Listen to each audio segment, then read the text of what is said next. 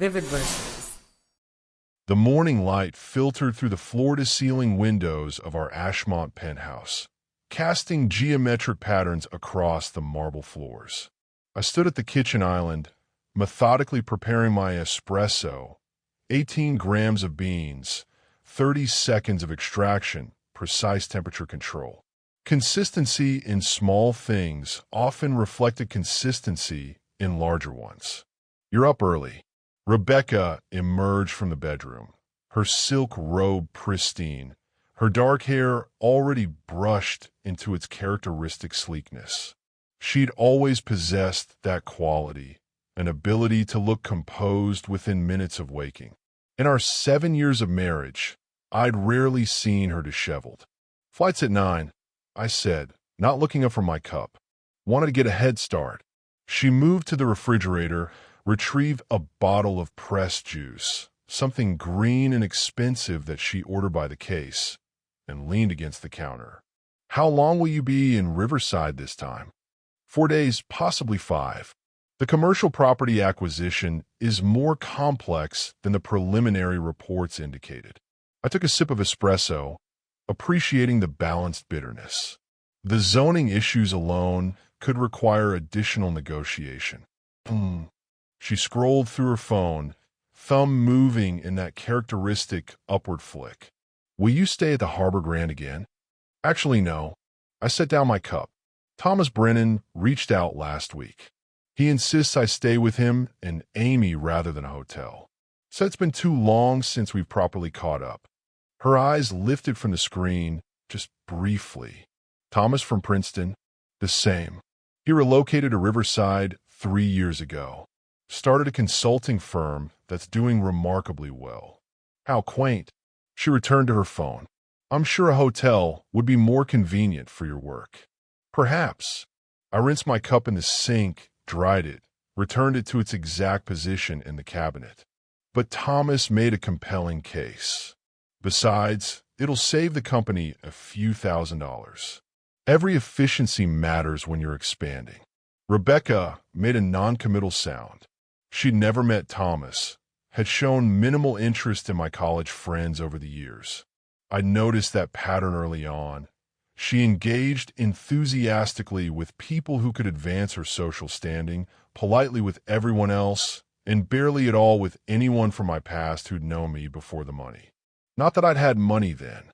The algorithm that became vector shift analytics had been born in a cramped dorm room, fueled by energy drinks and stubborn refusal to accept existing limitations in predictive modeling.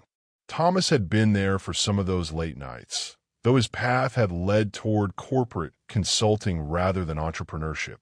"I'll transfer some funds to your account before I leave," I said. "Should be more than enough for the week." "Thank you, darling."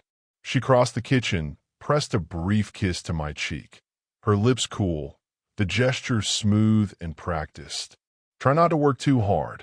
I watched her return to the bedroom, noting the subtle relief in her shoulders. She preferred when I traveled. The observation wasn't new, but I filed it away with the others, that growing collection of small data points that my mind automatically cataloged. Analytical thinking wasn't something I could turn off. It had made me wealthy, had built Vector Shift from a graduate school project into a company valued at just over $400 million. But it also meant I noticed patterns, inconsistencies, the small fractures and systems that others missed. I noticed things about my marriage for years. Nothing dramatic. Nothing I could articulate into a specific complaint. Just asymmetries, inefficiencies in the equation. But I'd pushed those observations aside, labeled them unproductive. Rebecca was beautiful, socially adept, perfect for the life we'd built. We attended the right events, lived in the right building, maintained the right friendships. The system functioned, or so I convinced myself. The flight to Riverside was smooth, first class, minimal turbulence, exactly on schedule. I appreciated predictability. I worked through the acquisition documents on my laptop, marking inconsistencies in the environmental impact assessments, noting where the seller's claims didn't align with county records. People often assumed intelligence meant speed, but it was really about pattern recognition, seeing what didn't fit, what variables have been overlooked or deliberately obscured. The Riverside property had potential, but the seller was hiding something in the utility easements. I'd give it another 48 hours of analysis before I pinpointed exactly what. Thomas met me at baggage claim, his broad frame unmistakable even in the crowd. He'd put on maybe 15 pounds since Princeton, but it suited him, made him look successful rather than soft. Adrian, he pulled me into a brief, genuine hug. Man, it's been too long. 2 years, I agreed. That conference in Seattle. Right. The Predictive Analytics Summit. You gave that presentation that made half the room look like they'd been hit with a brick. He grabbed my carry-on despite my protest. Come on, Amy's got dinner waiting. She's been cooking since noon. The comment registered with mild surprise. She didn't need to go to that trouble. Try telling her that. Thomas grinned as we walked toward the parking garage. When I mentioned you were coming, she immediately started planning menus. You know Amy. She shows love through food. I didn't know Amy, not really. I met her twice, briefly, at my wedding and then at Thomas's daughter's baptism 4 years ago. But I nodded, filing away the information. Thomas's house sat in an established neighborhood 20 minutes from downtown Riverside. Tree-lined streets, well-maintained yards, the kind of solid upper-middle-class stability that didn't announce itself. Not the penthouse luxury Rebecca and I inhabited, but comfortable. Genuine. Amy met us at the door, wiping her hands on a dish towel, her smile immediate and warm. Adrian, come in. How was your flight? Efficient, I said, which was my standard answer. She laughed. Thomas warned me you were precise with language. Dinner's almost ready. I hope you still like lamb? Thomas mentioned you ordered it at that Seattle conference. I blinked. Thomas had remembered what I'd eaten 2 years ago and told his wife. Yes, that's perfect. Thank you. The house smelled incredible. Rosemary, garlic, something sweet baking. Amy led me through a living room scattered with children's toys, their daughter Emma's kingdom, apparently, to a guest room that was simple but thoughtfully prepared. Fresh towels, a water carafe on the nightstand, a small basket of snacks. I wasn't sure what you liked, Amy said, gesturing to the basket, so I grab a variety. There's an en-suite bathroom through that door. Make yourself comfortable and come down whenever you're ready. No rush. She left before I could thank her again, pulling the door closed with a soft click. I stood in the quiet room, noting the details. The bed was made with crisp corners, hotel quality. The towels matched. The snack basket included the specific brand of dark chocolate I preferred. Had Thomas remembered that too? When had anyone last prepared something specifically for me without being asked? I couldn't recall. Dinner was a revelation, though I struggled to articulate why. The food itself was excellent. Lamb cooked precisely medium rare, roasted vegetables with a subtle char, potatoes that had been both boiled and then crisped in duck fat. Amy had clearly invested significant time and skill. But it wasn't the food. It was everything else. So, Adrian, Amy said, serving Emma a smaller portion with the vegetables cut into manageable pieces, Thomas mentioned you're looking at that old Riverside Commerce Center property. That's the one near the waterfront, right? Yes. I found myself slightly surprised she knew the details. The location has significant potential, though the current zoning presents challenges. I bet. The city council's been arguing about waterfront development for 2 years. She passed Thomas the salad bowl without him asking, as if she'd anticipated he'd want more. There's a faction that wants to preserve the historic character, and another that's pushing for modernization. You follow city politics? I asked. Amy's on the Planning Commission Advisory Board, Thomas said, pride evident in his voice. She's been helping push through some smart growth initiatives. It's volunteer work, Amy said, though she looked pleased. But it's fascinating. The intersection of community needs and economic development. There's real complexity there. We talked about zoning for 15 minutes. Amy was sharp, knowledgeable, asked questions that indicated genuine interest rather than polite conversation. Meanwhile, she refilled water glasses before they were empty, cleared plates with efficient grace, brought out a chocolate torte that she'd apparently made that afternoon. Emma, 7 years old, gap-toothed, and energetic, dominated part of the conversation with stories about her school play. Amy listened with complete attention, asking follow-up questions, while Thomas made silly voices that sent his daughter into giggles. At one point, Emma knocked over her water glass. It happened quickly, a wayward elbow, physics taking over. Oops! Amy was there instantly with a towel, soaking up the spill with calm efficiency. No worries, sweetie. Accidents happen. I'm sorry, Mommy, Emma said, her voice small. Nothing to be sorry about. Amy kissed the top of her head. It's just water.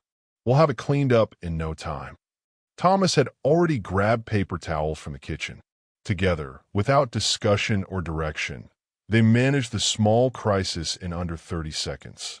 Emma's near tears evaporated into relief, then back into chatter about her play. I watched this exchange with analytical detachment, but something nagged at my mind. When had Rebecca last handled an unexpected problem with that kind of grace?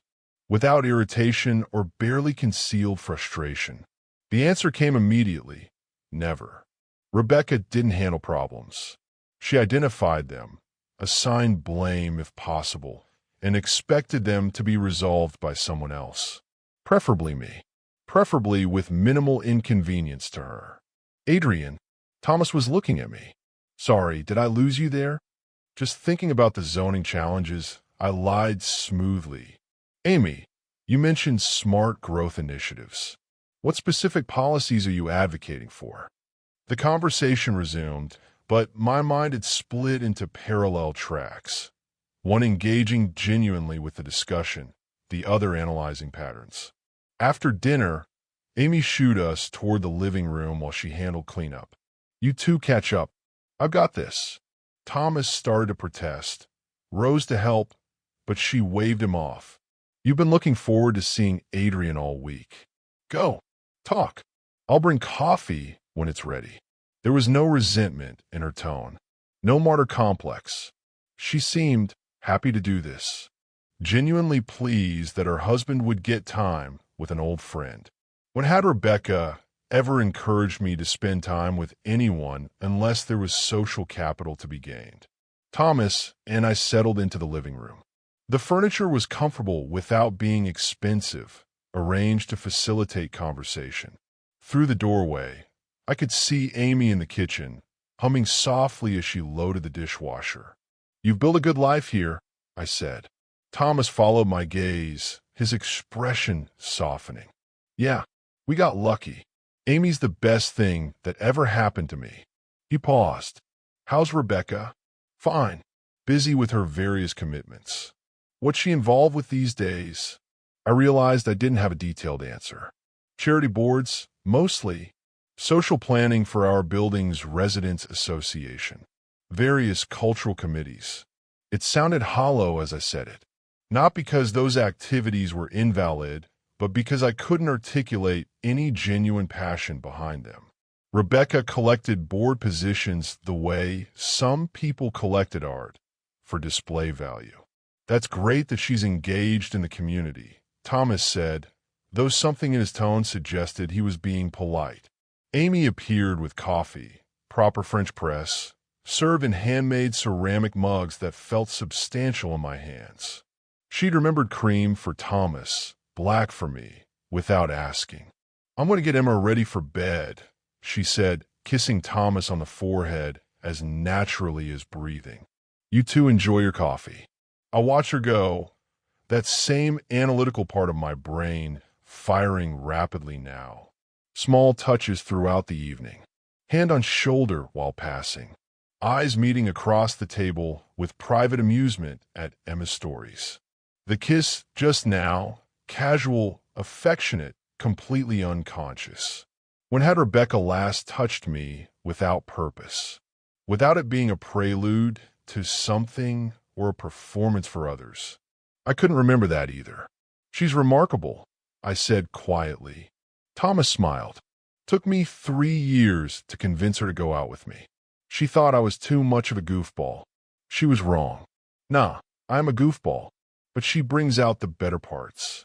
Makes me want to be the person she sees. He took a sip of coffee. That's how you know it's right, isn't it? When someone makes you want to be better, not someone different. The words landed with unexpected weight. Rebecca had never made me want to be better. She'd wanted me to be more successful, more connected, more wealthy, but not better. Not fundamentally improved as a human being. And I never made her want to be better either, I realized. I'd wanted her to be exactly what she appeared to be. Beautiful, poised, acceptable to the world I was building.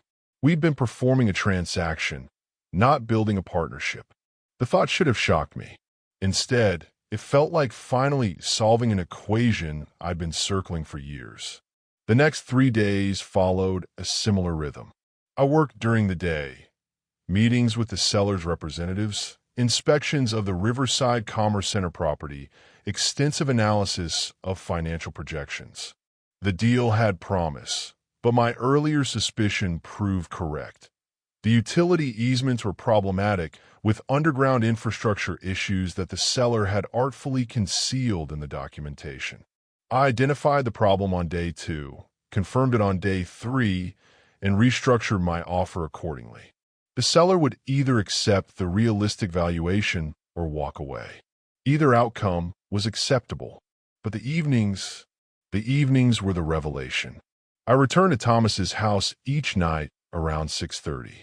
Every night, Amy had dinner prepared, not elaborate productions. On Wednesday, it was grilled chicken and vegetables. Thursday was pasta with homemade sauce, but thoughtful, skillfully executed, timed so it was ready shortly after I arrived. You really don't have to do this, I said on the third night, meaning it. Amy just smiled. I enjoy cooking, and it's nice to have adult conversation. Emma's wonderful, but there's only so much I can discuss about her stuffed animal collection. But it wasn't just the meals. It was 1,000 small things. The way Amy brought Thomas his reading glasses when he squinted at his phone before he asked. The way she laughed at his jokes, genuinely laughed, not the polite social laughter I'd grown accustomed to. The way she touched his arm when she passed, casual and constant, as if maintaining contact was natural. The way Thomas helped with dishes without being asked, and they worked in synchronized efficiency, chatting about their days. The way they made decisions together. Should they replace the fence this year or next? Discussion, consideration of each other's perspectives, agreement reached through actual partnership. I observed all of this with the same analytical framework I applied to business deals, and the patterns became impossible to ignore. This was what partnership looked like, what marriage was supposed to be, and mine was nothing like it. Thursday evening, after Emma was asleep and Amy had excused herself to finish some planning commission work, Thomas and I sat in the backyard. The night was mild, the yard enclosed enough for privacy. Can I ask you something personal? Thomas said. Of course. Are you happy? The question was direct, unexpected. Thomas had never been one for subtle approaches, but we hadn't discussed anything truly personal since graduate school. I considered lying, considered deflecting, but Thomas deserved honesty. I'm successful, I said carefully. That's not what I asked. No. I studied the amber liquid in my glass. It's not. Thomas was quiet for a moment. I'm not going to pry, but I will say this. Life's too short to spend it with someone who doesn't make you better, who doesn't make you happy to come home at the end of the day. Is that what Amy does for you? Every single day, even when we fight, especially when we fight, actually, because she calls me on my garbage and makes me think about whether I'm being my best self. He laughed softly. She's not perfect. I'm definitely not perfect. But we're perfect for each other, you know. I didn't know. That was the problem. I thought about Rebecca, about our perfect penthouse and perfect social life and perfectly maintained distance. I thought about coming home to silence, to her pleasant disinterest, to the transactional nature of everything we did. When had I last been excited to see her? When had she last been excited to see me for me, rather than for what I could provide? The answer was devastating in its clarity. Perhaps never. I flew home Friday afternoon, my mind unusually turbulent. The property deal was essentially complete. The seller had grudgingly accepted my revised offer after I'd presented the infrastructure documentation they tried to hide. Vector Shift would acquire the Riverside Commerce Center for $18 million less than the original asking price, and we'd factor in the necessary utility upgrades. A successful trip by any business metric. But the personal revelations overshadowed the professional triumph. Rebecca met me at the door of our penthouse, immaculate in a cream dress that probably cost more than Amy's entire wardrobe. She kissed my cheek, the same cool, brief touch as always. "How was Riverside?" she asked, already turning back toward the living room. "Productive. We closed the deal." "Wonderful." She picked up her phone from the coffee table. "I'm meeting Catherine Diane for dinner at Rousseau tonight. I assumed you'd want to rest after traveling." She'd assumed correctly, but only because she'd never asked. "That's fine." "Oh, and I've been meaning to mention, there's a charity gala next month for the Children's Arts Foundation. It's at the Ashmont Grand. Very exclusive guest list. We should attend." "All right." She smiled, pleased. "I'll have Andrea send us the details." Wear the Tom Ford tuxedo, the black one. It photographs better. She left 30 minutes later in a cloud of expensive perfume. Off to dinner with friends I'd met perhaps twice to discuss things she'd never share with me in any detail. I stood in our living room, our showcase living room with its designer furniture and curated art and perfect emptiness, and felt the truth settle over me like a weight. My wife didn't love me. Perhaps she never had. I'd known this, on some level, for years. But I'd categorized it as acceptable, as the price of a life we'd built. Plenty of marriages functioned on less than passionate love. Companionship, partnership, mutual benefit. These were valid foundations. Except we didn't have companionship.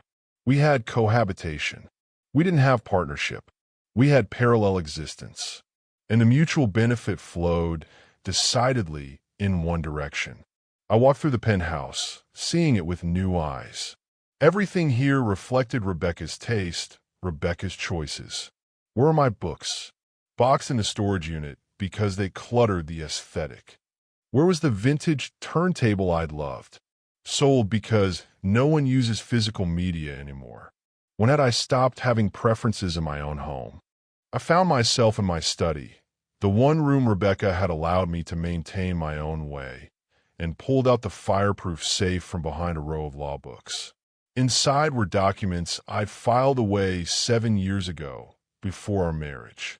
The prenuptial agreement, signed by both parties. The trust documents, establishing separate property for my business interests. The corporate structures that made Vector Shift untouchable in a divorce. I'd taken these precautions not because I'd expected to need them, but because I'd learned early in business that hope was a poor strategy. Protection was always prudent. My lawyer had insisted, and I'd agreed, despite Rebecca's tears and protests that I didn't trust her. "If you love me, you wouldn't ask me to sign this," she'd said. "If you love me, this document shouldn't matter," I'd replied calmly. "It only matters if we fail." "I'm not planning to fail." "Are you?" She'd signed. Now, I reread the terms with analytical precision. Rebecca would leave the marriage with exactly what she'd brought into it. Her personal possessions, her car, and a settlement of $200,000. Generous in 2019, modest now given my current wealth. She would have no claim to Vector Shift, to my investment portfolios, to any of the real property I'd acquired. The penthouse was mine, purchased before our marriage with my own earnings. She would be comfortable, but not wealthy. Independent, but not set for life. The prenup was ironclad. I'd paid for the best matrimonial attorney in the state to draft it. I returned the documents to the safe, my mind moving through scenarios with the same systematic approach I applied to business problems. Option 1. Continue as we were. Maintain the comfortable fiction, the elegant facade. Many people lived this way. It was acceptable. Option 2. Attempt to repair the marriage. Counseling, communication, effort. Option 3. Extraction. I considered option 2 for perhaps 90 seconds before dismissing it. Repair required 2 willing participants. It required both parties to want something better, to be willing to be vulnerable, to actually love each other. I wasn't certain Rebecca was capable of loving anyone but herself. And I wasn't certain I loved her, wasn't sure I ever had, or if I'd simply loved the idea of her, the package she presented. Besides, I'd seen what a real marriage looked like now. Thomas and Amy's genuine partnership, built on mutual respect and actual affection. I couldn't unsee that. Couldn't return to accepting less. Which left option 3. Extraction. The word felt clinical, appropriate. This wasn't about revenge or anger. I felt neither of those things. This was about recognizing a failed system and implementing the logical solution. I would need to be methodical, careful. Rebecca was intelligent in her own way, socially brilliant, adept at manipulation. If she suspected I was planning to leave, she might take preemptive action, create scenes, manufacture crises, attempt to paint herself as the victim. No, I needed to document, prepare, and move with precision. I opened my laptop and created a new folder, encrypted, project extraction. Once you see the pattern, you can't unsee it. The weekend after Riverside was a masterclass in observation. Rebecca moved through our penthouse like a beautiful ghost, present but not engaged, decorative but not functional. Saturday morning, I made breakfast, omelets with herbs from the small planter I'd secretly maintained on the service balcony.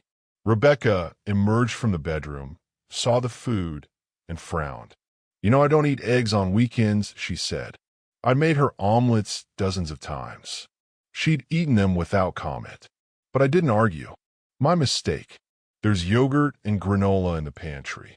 She sighed as if I'd created some enormous inconvenience, poured herself juice, and took it back to the bedroom. I ate alone, noting the interaction in my mental ledger. Sunday, she asked me to move a dinner reservation from 7 to 8:30 because Catherine says Rousseau is too crowded at 7. "I have a call with the Tokyo office at 8, I said. "Can't you move it? It's Sunday evening here, Monday morning there. The senior team has scheduled around this time. So no, I can't move it." She made a face. "Fine, I'll just go without you." That works. She'd expected me to apologize, to scramble to accommodate her. I could see the surprise in her eyes when I didn't. But she recovered quickly, shrugged, and returned to her phone. I canceled the reservation entirely. Let her explain to Catherine why plans changed. The evidence compilation began in earnest Monday. I started with finances, pulling 7 years of credit card statements, bank records, wire transfers. I created spreadsheets, categorized expenses, built a comprehensive picture of our monetary relationship. The patterns were stark. My income, vector shift salary and dividends, investment returns, real estate income. Average annual, $2.3 million. Rebecca's income, 0. She held no job, earned no money, contributed nothing financially. Her expenses, funded entirely by accounts I maintained. Average annual, $340,000. I drilled into categories. Clothing, $84,000 annually. Jewelry, $52,000. Spa and beauty treatments, $43,000. Personal training, $18,000. Charity events, tickets, dresses, associated costs, $67,000. Dining and entertainment, $51,000. The charity expenses caught my attention. I pulled up her involvement with the various foundations she claimed to support. The Children's Arts Foundation. She'd attended 4 galas in 3 years. Total time commitment based on calendar entries, approximately 20 hours. Donations made in our name, $75,000. Her direct involvement beyond attending parties, 0. The Ashmont Women's Shelter Board. She'd attended 6 of 18 board meetings in the past 2 years. Her committee participation, minimal. Her actual volunteer hours at the shelter, none. Pattern after pattern of performative charity. Appearances without substance. I expanded the investigation to her daily life, not through invasive means, but through simple observation. She left the penthouse most days around 11. I tracked her location through the shared phone plan we maintained, ostensibly for safety, though I'd rarely checked it before. Monday, SoulCycle class, lunch at Bellamy's with Diane, shopping at the boutiques on Madison Boulevard, home by 5. Tuesday, hair appointment, lunch with Catherine, afternoon at the Ashmont Country Club, though she didn't play golf or tennis, home by 6. Wednesday, spa morning, lunch at Rousseau, again, afternoon charity meeting that lasted 90 minutes at a coffee shop, home by 4. I began documenting our interactions, creating a log with timestamps and content. Monday, 6:47 p.m., Rebecca returns. I ask about her day. Response, fine. I'm exhausted. Goes directly to bedroom to change. No follow-up questions about my day. Monday, 7:15 p.m., dinner, takeout Rebecca ordered for Matsuda. Conversation entirely about Catherine's ongoing drama with her husband's business partner. Duration of Rebecca asking about my work or interests, 0 minutes. Monday, 9:30 p.m., Rebecca mentions needing new workout attire, asks if I can transfer $3,000 to her account. I confirm I will. She says, "Thank you, darling," and kisses my cheek. Only physical affection of the day. The pattern repeated daily, with minor variations. By Friday, I had a comprehensive data set. The picture it painted was devastating in its clarity. Rebecca and I had no genuine intimacy. Our physical relationship had dwindled to perhaps twice monthly, always initiated by me, executed with what I now recognized as dutiful tolerance rather than enthusiasm. We had no shared interests. I couldn't name her favorite book, her actual passions, her real dreams, because we'd never discussed them. Conversely, she'd never asked about mine. We had no partnership in managing our household. I paid for everything. She consumed everything. I made all decisions about our home, our investments, our future.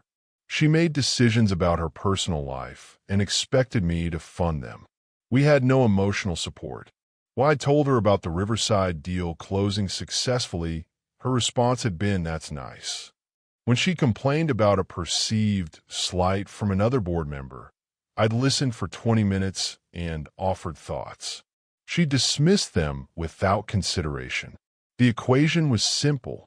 I was a resource, an ATM with a pulse, a provider of lifestyle, status, and funding. And I'd allowed it. That realization stung more than her behavior. I was hyper-intelligent, analytically gifted, capable of dissecting complex systems with ease. Yet I'd lived in this fundamentally broken relationship for 7 years without addressing it. Why? I examined that question with the same rigor I applied to everything else. Fear? No. I'd built a company from nothing. I wasn't afraid of change. Convenience? Partially. The status quo required no difficult decisions. Pride? Perhaps. Admitting I'd chosen wrong, that I'd failed at something as fundamental as marriage, that required acknowledging a flaw in my judgment. Hope? Maybe once. But hope had eroded slowly, ground down by 1,000 small disappointments until all that remained was acceptance. But I'd seen an alternative now. Thomas and Amy's marriage had shown me what I'd been missing, what I'd been accepting as normal when it was anything but. I didn't want to live the next 30 years like this. The next 30 days, even. The decision crystallized with mathematical certainty. I would divorce Rebecca, but I would do it correctly. The next 3 weeks were a study in control preparation. I consulted with Marian Ashford, the matrimonial attorney who drafted my prenup. Her office overlooked Ashmont Harbor, all glass and steel and subtle power. I need to understand my position completely, I told her. Assets, vulnerabilities, probable outcomes. Marianne, 63 and sharp as broken glass, reviewed my documentation with approval. You prepared well before marriage. That helps considerably. The prenup is solid. I should know I wrote it. Unless there's been infidelity on your part or abuse, she has no grounds to challenge it. There hasn't been, on her part, not that I'm aware, but also not relevant to me emotionally. Marianne's eyebrow lifted slightly. Understood. Well, this should be straightforward. You file, serve papers, she accepts the settlement terms in the prenup, and you're done. Might take 6 months for finalization, but the separation can be immediate. What if she contests? Then we go to court, and she loses. But it costs time and money, yours mostly since she has no income. She'd be smart to take the settlement. Rebecca is many things. Smart about self-preservation is one of them. Then we'll have no problems. Marian leaned back in her chair. May I ask what prompted this? You've been married 7 years. Something changed. I saw what a real marriage looks like. Realized mine wasn't one. She smiled, not unkindly. That'll do it. Give me 2 weeks to prepare the paperwork. Don't tell her anything. Don't change your behavior. Just maintain the status quo until we're ready to move. I followed her instructions precisely. At home, I was exactly as I'd always been, polite, accommodating, distant. Rebecca noticed nothing different because there was nothing different to notice. Our relationship had always been a performance. I simply continued performing. But I also prepared. I opened a new bank account at a different institution, transferred my personal funds there, leaving only the joint account I'd maintained for household expenses. I boxed up my few remaining personal items that Rebecca hadn't convinced me to discard. My father's watch collection, my grandfather's first edition books, photographs from my childhood. I stored them at a secure facility. I identified a furnished executive apartment in the Harborview building, signed a 6-month lease, arranged for it to be ready for immediate occupancy. I documented everything about our current life, photographs of the penthouse, inventory of our possessions, clear records of what was mine before marriage, nearly everything, and what was purchased during also nearly everything, but with my money. I prepared for every contingency. And through it all, Rebecca remained oblivious. She came and went, spent money, talked endlessly about inconsequential drama, and never once asked if I was happy. Never once seemed to consider that I might be a human being with needs and feelings rather than a convenient provider. The clarity of it was almost beautiful in its way. This was who she was, who she'd probably always been. I'd simply refused to see it. On a Wednesday evening, 3 weeks after I'd returned from Riverside, I came home to find Rebecca in an unusually cheerful mood. Darling, she actually came to greet me at the door, which was unprecedented. I have the most wonderful news. Oh, Catherine's brother is launching a new luxury skincare line. Very exclusive, very high-end. He's looking for investors and brand ambassadors. Her eyes shone with excitement. He wanted me to be the face of the campaign. Can you imagine? My face on billboards and magazines. I see. The investment is only $250,000 for a 5% stake. And as an ambassador, I'd earn commission on sales. Catherine says the projections are extraordinary. Of course. Of course this was about money. You'd like me to invest $250,000 in Catherine's brother's skincare company. I kept my voice neutral. It's an opportunity, Adrian. An incredible opportunity. For once, I could be building something of my own, not just attending charity events. Do you have a business plan? Projections? Details about the product, the market analysis, the competitive landscape? She waved a hand dismissively. Catherine says her brother has all of that. He's very serious about this. Then I need to see it. Any investment I make requires due diligence. Her expression shifted, the brightness dimming into irritation. You don't trust me. This isn't about trust. This is about $250,000. I don't invest that kind of money without proper analysis, regardless of who's asking. Catherine says her brother needs to move quickly. If we wait for your proper analysis, the opportunity might pass. Then it passes. Adrian, her voice took on that particular tone, the one that used to make me feel guilty for being unreasonable. This could be really important to me. For once, I'm asking you to support something I want to do. But my immunity to manipulation had been building for weeks. I saw the play clearly now. Create urgency. Make it about trust and support rather than facts. Leverage emotional obligation. It wouldn't work anymore. Rebecca, if you're genuinely interested in skincare business, I'm happy to help you research the industry, develop a legitimate business plan, and explore real opportunities. But I'm not writing a check for $250,000 to Catherine's brother without documentation. That's final. She stared at me as if I'd spoken a foreign language. In our 7 years of marriage, I'd rarely been this direct, this immovable. Fine, she said coldly.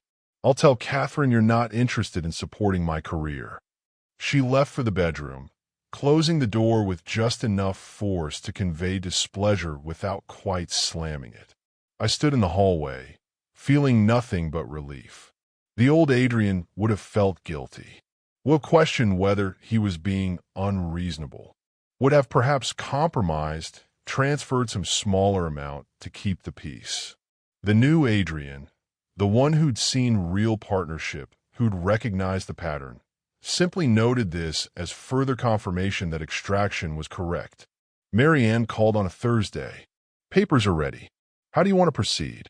I want to serve her tomorrow, Friday afternoon. Can you arrange that? Certainly. I'll have a process server at your building at 4 p.m. Will she be home? Yes. She has a standing hair appointment at 2, usually returns by 3:30. Perfect. Are you planning to be there? Yes. I'd like to be present. Brave of you. It won't be pleasant. I'm aware. Friday morning, I packed a single bag with essentials and moved it to my new apartment during my lunch break. The Harborview unit was smaller than the penthouse, but the view of the water was superior. It felt lighter somehow, more honest. I returned to the office, cleared my afternoon calendar, and finished the week's essential work with focused efficiency. At 3:30, I drove home to the penthouse. Rebecca was already there, fresh from her hair appointment, scrolling through her phone on the living room sofa. She barely looked up when I entered. You're home early, she observed. Slow afternoon. The doorbell rang at 4:03. Precise, professional. Rebecca frowned. Are you expecting someone? Yes, I said simply, and opened the door. The process server was a woman in her 40s, carrying a leather folder. Adrian Westfield? That's me. And Rebecca Westfield? Rebecca stood up, confused. Yes. Ma'am, you're being served with divorce papers. The woman handed Rebecca a manila envelope, then handed me an identical one. You've both been served. Have a good day. She left quickly, practiced at making fast exits. Rebecca stared at the envelope like it might burn her. What is this? Exactly what she said. Divorce papers. The color drained from her face. This is a joke. It's not. Adrian, what are you talking about? We're fine. We're happy. We're neither of those things. And you know it as well as I do. She opened the envelope with shaking hands, scanned the first page, and her expression transformed from shock to fury. You're offering me $200,000? Are you insane? You're worth millions. Read the prenuptial agreement. It's included in the documents. $200,000 is what we agreed to. That was 7 years ago, before you made all this money. The agreement hasn't changed. The terms are what we both signed. Her voice rose. I'm your wife. I've stood by you for 7 years. You've lived in my home for 7 years. Spent my money for 7 years. But stood by me? Rebecca, name one thing you've actually done for me. One thing you've contributed to this marriage beyond physical presence. She opened her mouth, closed it, opened it again. I've been your partner. I've attended events, maintained our social standing. You've attended events you enjoyed. For your benefit, not mine. This is insane. You're having some kind of breakdown. I'm having clarity. Probably the first real clarity I've had in 7 years. She changed tactics, tears forming. Adrian, please. Whatever I've done wrong, we can fix it. We can go to counseling. I love you. The words were hollow. We both knew it. Rebecca, stop. I'm not angry. I'm not punishing you. I'm simply done. Done? You can't just be done with a marriage. I can and I am. You'll leave this penthouse by Monday. The settlement includes first and last month's rent for wherever you choose to live. Your car is yours. Your personal possessions are yours. $200,000 is yours. That's what the prenup stipulates, and that's what you'll receive. I'll fight this, she said, voice shaking with rage now. I'll get a lawyer. I'll take you for everything. You're welcome to try, but you sign an ironclad prenup. My attorney wrote it. She's the best in the state. You'll spend whatever you have on legal fees and end up with the same settlement. Or you can accept it now, and we both move forward. I gave you the best years of my life. You gave me 7 years of transactional cohabitation, and I'm grateful it's only 7. She stared at me like I'd become a stranger. Perhaps I had. Perhaps I'd finally become myself again. Who is she? Rebecca demanded suddenly. Excuse me? The other woman. Who is she? Someone from her office? Some younger model? I almost laughed. There's no one else. I don't believe you. Men don't just leave for no reason. I'm leaving because I saw what a real marriage looks like, and ours isn't one. I'm leaving because you don't love me. You love what I provide. I'm leaving because I'm tired of being a bank account instead of husband. That's not fair. It's completely fair. Rebecca, when's my birthday? She blinked. What? My birthday? What's the date? April something. April 23rd. We've been married 7 years, and you don't know my birthday. I know yours, March 14th. I know your mother's birthday, your sister's birthday. You know mine approximately. That doesn't mean, what's my favorite book? What do I do for fun when you're not around? What was my childhood dog's name? What am I afraid of? What do I dream about? She said nothing. You can't answer because you've never asked. Because you've never cared. And that's fine. You don't have to care about me. But you also don't have to be married to me. Rebecca's tears were flowing now, but I suspected they were more about losing her lifestyle than losing me. Please, Adrian, please. I'll change. I'll be better. No, you won't. And I don't want you to. I want you to be free to find someone who wants exactly what you offer. It's not me. I picked up my keys, the bag I'd packed earlier still in the car. I'm staying at the Harborview building. My attorney will be in contact about the logistics. You have until Monday to remove your belongings.